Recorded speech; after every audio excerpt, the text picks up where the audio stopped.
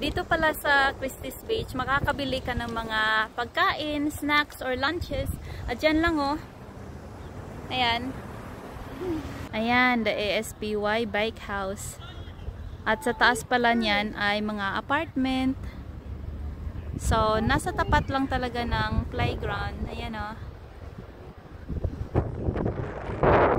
Para pala makatipid tayo today, nagbaon kami. Kaya hindi tayo bibili ng lunch.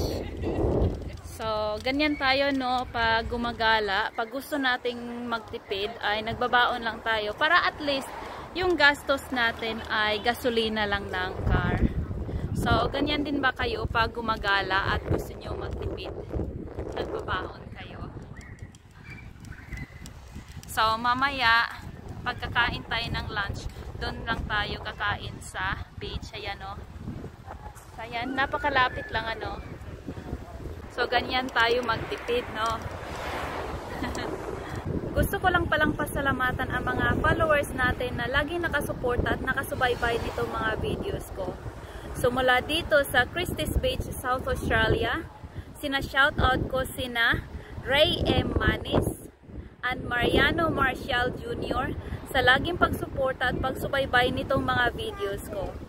Thank you so much once again.